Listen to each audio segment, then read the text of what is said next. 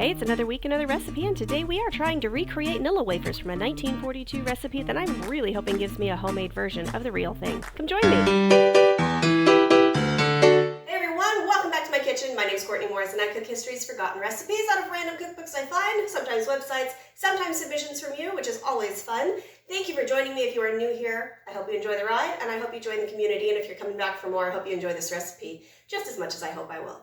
Alright, let's go. Alright, if you watched my last video, you knew that I got me a new cookbook from 1942. It's a Searchlight cookbook, and yeah, I'm probably going to do a couple of these recipes for the next couple videos. So sorry, not sorry, I'm excited. Today, however, I got a little excited because you all know, I think, any American is going to know Nilla Wafers, these things right here. And they're not my favorite cookie in the world, but they're so dang addictive that I don't buy them because yours truly will eat the whole thing. And I have not had them in years because I don't want to bring myself to eating the whole thing by myself. So that being said, guess who found a recipe for vanilla wafer cookies? If I can make these at home, I'm gonna die. Like, I am gonna die of overeating vanilla wafers. So, okay, so this is a great example of needing to read your recipe before you start. The farther back you go, the more vague they become because everybody kept it up here. I've read this like 4 times and I think I am okay. Okay, so it says to cream the shortening and sugar. I've got a 1/2 cup of shortening right here. If you don't have shortening, lard works fantastically. Don't worry about any smell or anything like that or the flavor because once it's baked, you can't tell. It is actually the closest fat to shortening that you can get. The only difference is lard is animal derived, shortening is plant derived. And if you don't have shortening and you're vegetarian or vegan, try to use something like coconut oil that solidifies. You kind of want it to resemble as close to the source ingredient as possible. So the same kind of properties where coconut oil will solidify just like one of these fats, whereas the processed vegetable oil, the liquid stuff, will work, but it's going to yield slightly different results, and butter just is going to make a soft cookie, which is not really what we're looking for with a vanilla wafer. You kind of want that crunch. All right, then we add a cup of sugar and we mush it together. Now, as you mush it, will slowly come together. This is a process, definitely. Okay, so this is now creamed together. I now have sugar shortening, right? All right.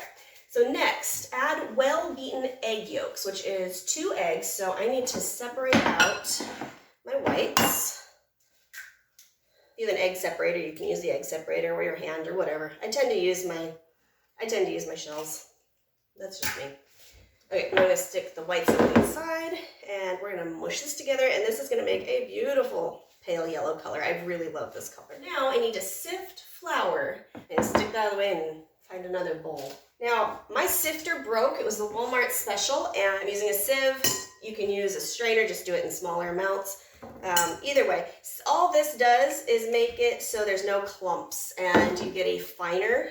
Ultimately, if you make cakes and you don't have cake flour, always sift your all-purpose. We need to measure 1/2 cup and sift that with cream of tartar, salt, and baking soda. So I'm just going to use this since it's already floury. And this is where this is going to come in handy because it's a smaller version of it. All right, so we're going to take 1/2 cup of this and put it in my strainer. And I'm going to take 1/2 teaspoon baking soda, 1/2 teaspoon salt, and then 1 teaspoon of cream of tartar. This is my 1/2 teaspoon, by the way. So what cream of tartar does is it's not just that white bottle that sits on your shelf. This is actually a derivative, an end result of the winemaking process called tartar. And it not only acts as an egg stabilizer to kind of hold meringues together, it also acts as an acid when mixed with baking soda as a leavening agent. It has a pH balance that is an acidic level, so mixed with that baking soda, you'll get a nice rise out of it.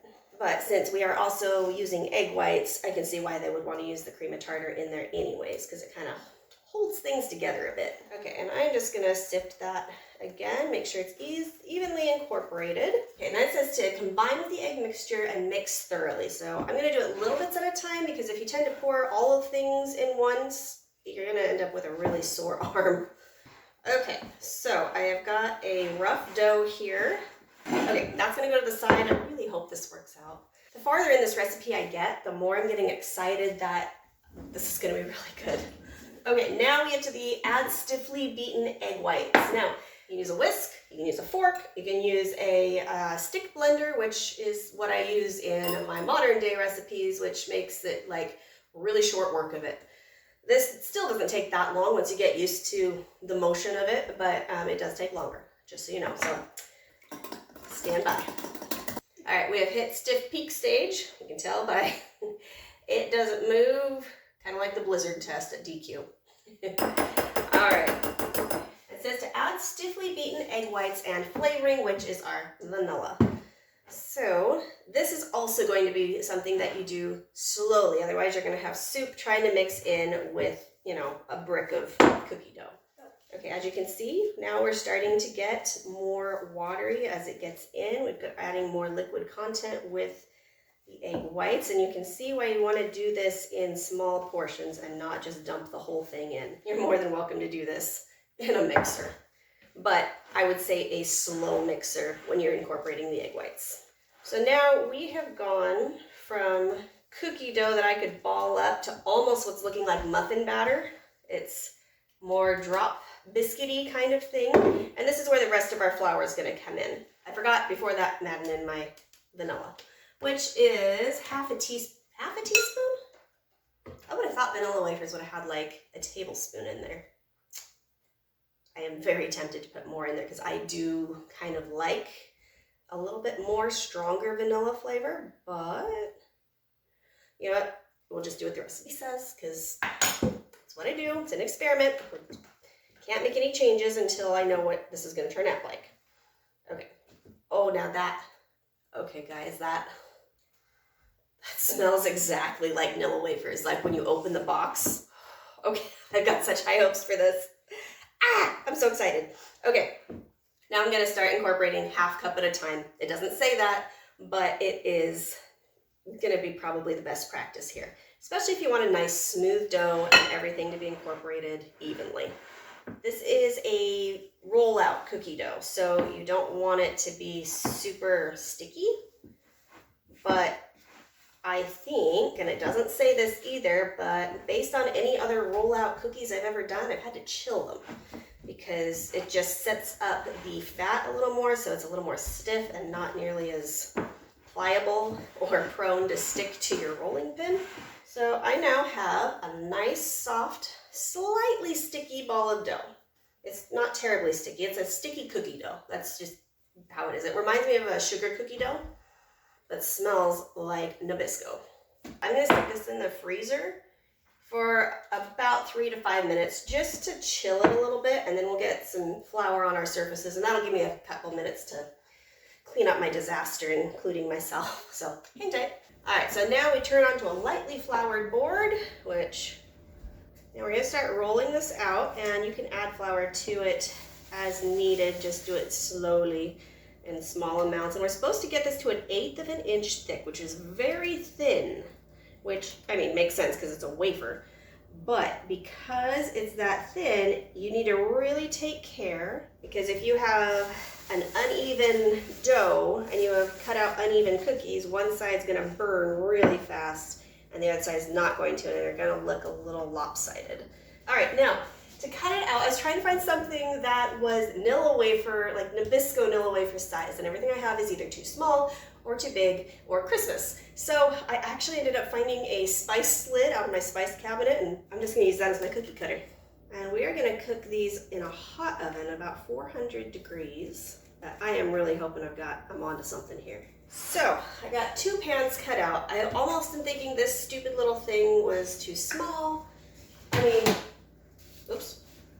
I think they'll be good, but they feel tiny. But maybe Nilla Wafers are tiny and I just haven't had them for a while. I don't know. One thing I will say is that if I make this the next time, and the rest of these that I'm going to cut out and do, flour the crap out of your cutting board. These stick so badly because it's such a soft dough. You can't get them off. You really can't. Man, that was a pain in the butt. These better be worth it. My oven's preheated. I'm gonna go stick these in and I'll see you back in, well, let's see. This says 10 minutes. I almost want to say not 10 minutes. Make sure you know your oven.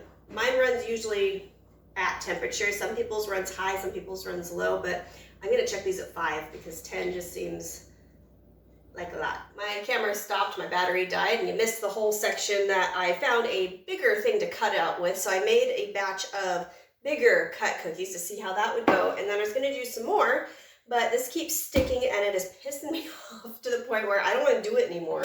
So I decided I'm not gonna waste the dough. I'm gonna make a big vanilla wafer pizookie thing, and just for the sake of experimenting and me not losing my mind over trying to get this stuff off of my dang cutting board, no matter how much flour I use.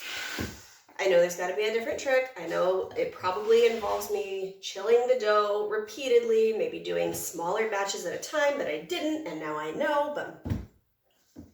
So, I'm just gonna roll it out onto a pizza platter and eat it in chunks, because I can. All right, we're back, and my cookies are done, and my frustration child is done, and they smell really good. My kitchen smells amazing. So this was my little batch, and these were my bigger cutouts, and they both took 6 minutes, and they're both just as hard as each other.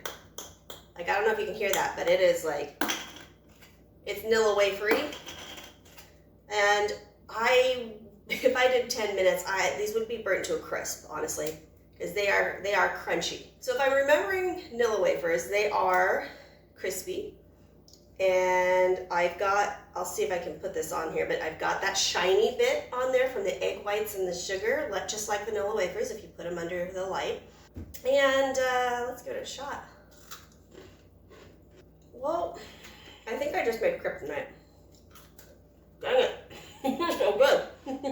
Do they look exactly like Nabisco's? No, because I can't reproduce factory. What it does reproduce is the texture that I remember and the flavor. It does resemble the flavor. I could not be happier with that, which means that I'm going to be eating all of these.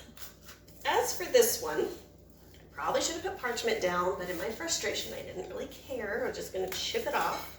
I'm wondering, it's already cracking. I don't know if I'm going to be able to. Yeah, I'll take the pizza cutter. Oh, it's crunchy.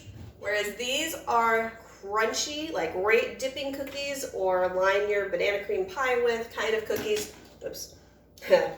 Obviously, I didn't take too much care to make it not thick in the middle.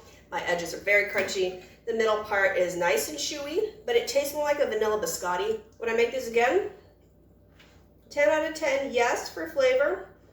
0 out of 10 for no, because I'm going to sit and eat this all. If I don't, I'm going to have to give them away or give them to the chickens or freeze them and forget about them, because I'm going to sit and eat them all. All right, well, if you are here to the end with me, thank you so much for sticking around. I hope you enjoyed this as much as I am hating to enjoy this. Thank you again for your ongoing support, and if you haven't already, please hit the subscribe button, join the community. We have a lot of fun here. Send me a recipe down in the comments or at the email address provided below. Also, quick note, I did put out a survey the other day about meandering thoughts on doing a once-a-month class on something that would be a little bit longer, a little bit more in-depth and explanatory, but I'm not entirely sure what that might look like. So if you could go check out the community tab, there's a poll there. If you haven't already voted for your choice, please do, because that feedback will help me out definitely to bring you some more content that I think would be kind of fun, and I want to make sure that you would enjoy it as well. Thank you once again for spending a little bit of your time in my corner of the internet, and if you want to hang out in my kitchen longer with me, go ahead and click on this one. This one was a fantastic recipe.